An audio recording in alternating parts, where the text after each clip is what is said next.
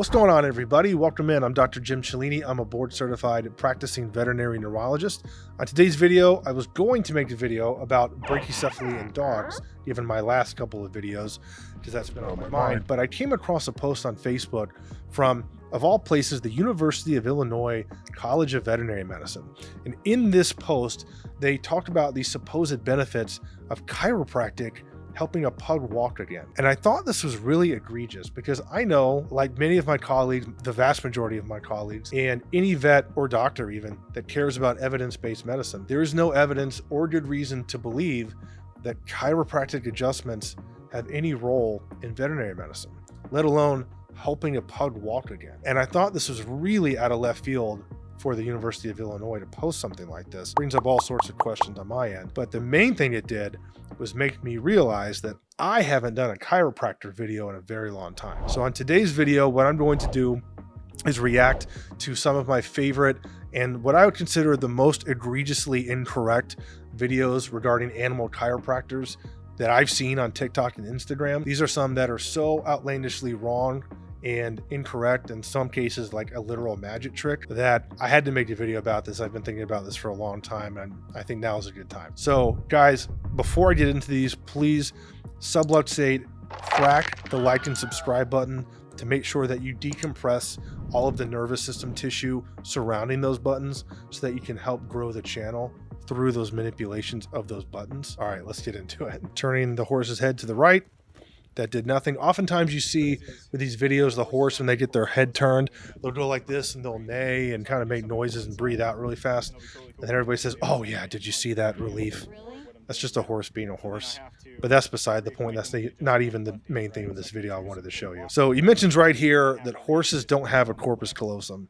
Well, I'm here to tell you that they do. This is just a factually incorrect statement. What is a corpus callosum? A corpus callosum is basically a bridge of white matter that connects your two cerebral hemispheres and allows one side of your brain to talk to each other and relay information back and forth, left and right. The reason why that you can look at something with one eye and your entire body knows about it. And horses are no different. There's a rumor, or there was a rumor, that horses use one side of their body at a time and their sides don't talk to each other. That's totally false. Furthermore, horses have a fully functioning normal corpus callosum. Anybody that's in veterinary school, if you've dissected a horse's brain, which you have if you're in veterinary school, you can look at MRI studies of horses' brains, pathological studies.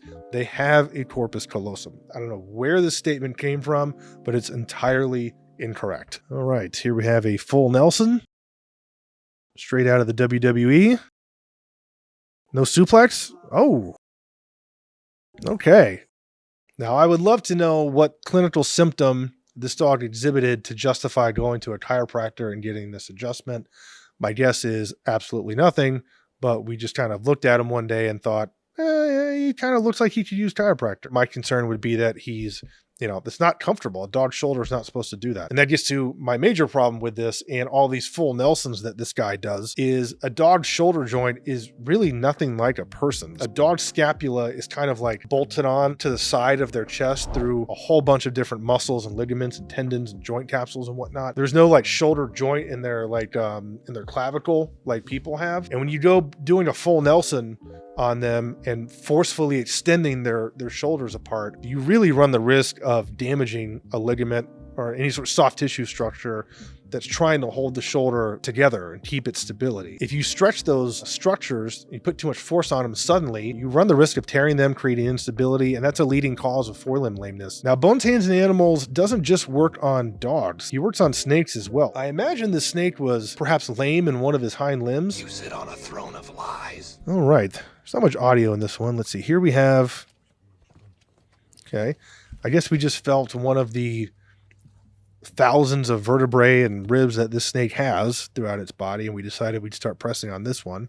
I think this one might have just looked right. Okay. Yeah, this one's the one. Opa. And what about this one? Yeah, I think I feel something. What could it be? The whole reason we're out here is because this snake was exhibiting some sort of lameness, right? I think his right back leg was non-weight bearing. Okay, here's a smaller snake. And we're just squeezing on its spine. Now, I don't know what symptom a snake could have or would then show that got better afterwards. This is complete nonsense. Now, admittedly, I don't work with snakes very often, if at all. I worked with dogs and cats and the occasional rabbit, things like that, other mammals. That's pretty much what I do in neurology. So I thought I would run this video by someone who works with exotic animals much more than I do, Dr. Rachel Sue, aka the Exotic Pet Vet. You can see her on TikTok and Instagram.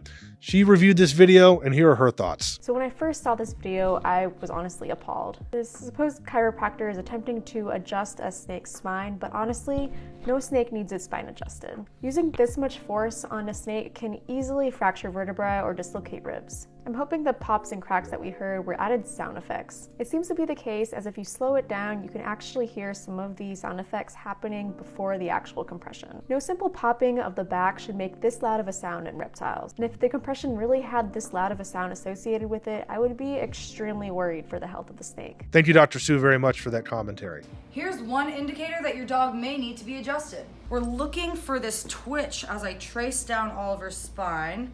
Right there, do you see that? That twitch right there is called a paniculus reflex. So we're gonna go ahead and adjust all over here. So just feeling his spine for that stuck segment. There it is. So right. A stuck segment. Go. Woo. And then we'll make sure that we got everything. Okay. Got one more, make so sure we'll get that one too. Yeah, make sure you get everything. There's one more. Good boy. Now let me show you the reflex, the twitch. It's unstuck. Because we cleared out his What? spine. You cleared it out? Wow. All right, so this is total bullshit. Let me explain why. Well, there are no indicators that your dog needs to be adjusted. Let's start there, but let's keep going. This twitch as I trace down all of her spine. Right there, do you see that? Yeah, so that is a normal reflex that dogs and pretty much every animal walking on four legs has. It's called, as she says, a paniculus reflex. Other people call it a cutaneous trunci reflex. It's totally normal, okay? This is a normal reflex in animals. And it's there, we think, to get basically bugs and irritants off their back because they can't readily reach to the middle and lower parts of their back with their nose and their feet. If you ever watched a horse of any amount of time, you'll see the top of their back twitching a lot. That's this reflex. The reflex involves a nerve that's in the skin, or any of the nerves in the skin that are sensory nerves. When they detect that something's biting it or a noxious stimuli, as we call it, like something that's painful, it sends a signal in that nerve into the spinal cord, up the spinal cord, where that information then relays onto a nerve called the lateral thoracic nerve that comes out between about C8 and T1. It's like the higher parts of the thoracic spine near where the neck turns into the shoulders, that area. That nerve then tells a muscle that's a cutaneous trunci muscle. It's a sheet of muscle that goes over the top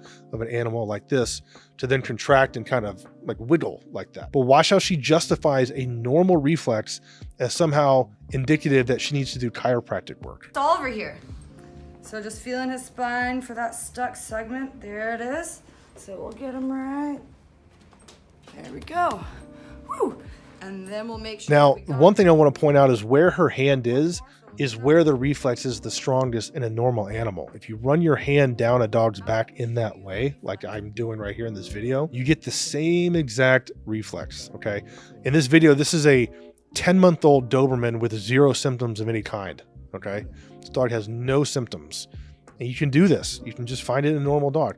How this justifies needing a chiropractic adjustment is beyond my level of comprehension. Now, here's the real egregious part of this video. Let's watch this part. It's gone because we cleared out his spine. Yeah, we don't clear, there's nothing, clearing out the spine doesn't mean anything. You catch this? Okay. See how she moved her hand right there? Compare how she moved her hand there to how she did it initially. Remember initially she was saying that there's this reflex here is indicative that I need to do chiropractic. See how hard she's pressing down? And if you go to how she does it after she does her chiropractic treatment, see how gentle she is? She's purposely not eliciting the reflex. She's trying to show you that the reflex has somehow gone after a chiropractic adjustment, but she's not pressing down as hard in order to not elicit it in the first place. This is why I call this sleight of hand. I caught you in 4K. This is the sort of stuff that you see with chiropractors, at least in veterinary medicine, so often, is they do these little tricks and these tiny little things here and there that don't get noticed by the general population because we're in a clickbait economy right now. This one's short, but just watch it.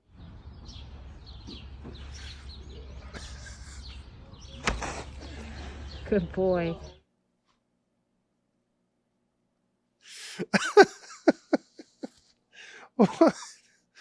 What did that possibly do? It's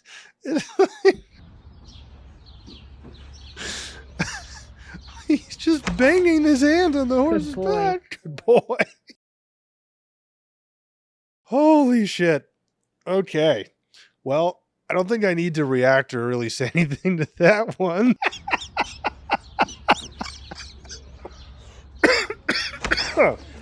Oh my God. All right, guys. I hope you liked what you saw today. Please leave me a comment below and let me know what you think. And I'll see you on the next video. Good boy.